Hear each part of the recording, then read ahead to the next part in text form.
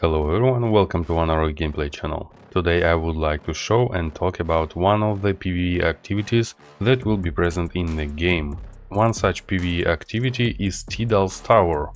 Don't forget to subscribe to the channel if you're interested in the content about the game Throne and Liberty.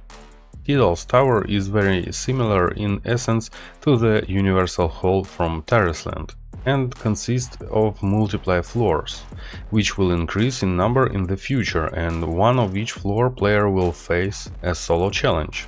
Each floor will differ in difficulty and in the unique abilities of bosses and environment. Therefore, not only good characteristics of your character are necessary, but also an understanding of the mechanics of each boss and the application of your abilities at the right order and at the right time to overcome this challenge. First, let's take a look at the boss encounter on the 11th floor of the tower called the Labyrinth. At the beginning of the fight, it's evident that the player managed to stun the boss with one of their abilities.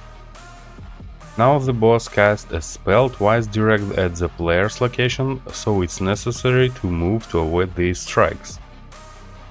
To avoid taking damage from the next spell, called the Labyrinth, you need to transform into a panther and quickly leave the labyrinth, as the damage starts from the center and spreads to its exit, meaning we won't receive any damage upon exiting the labyrinth.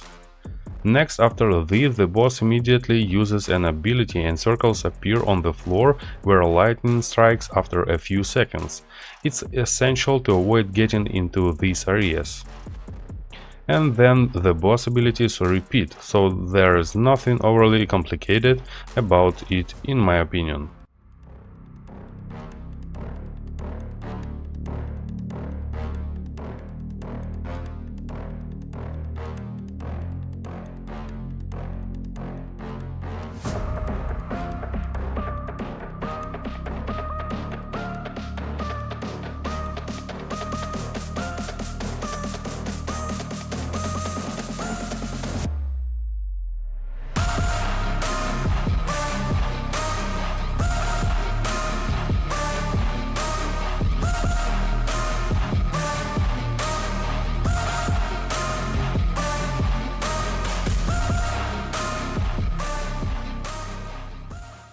The next challenge takes place on the 18th floor of Tidal's Tower, and as we can see, the players has a different set of weapons and abilities.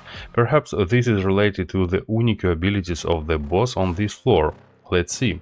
The fight begins, and one on the right we can see the appearance of a fire column that needs to be avoided to prevent damage.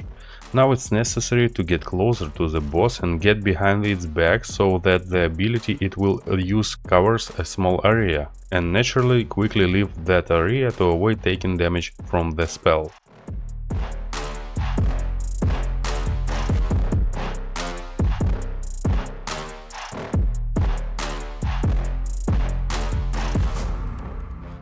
Boss moves to the center of the arena, indicating that it's preparing to use a new spell that will damage 90% of the arena. As we see, a vortex appears on the floor where we can enter, lifting us into the air. While the boss is casting his spell, we should transform into a flying creature to increase the time spent in the air and choose a safe area.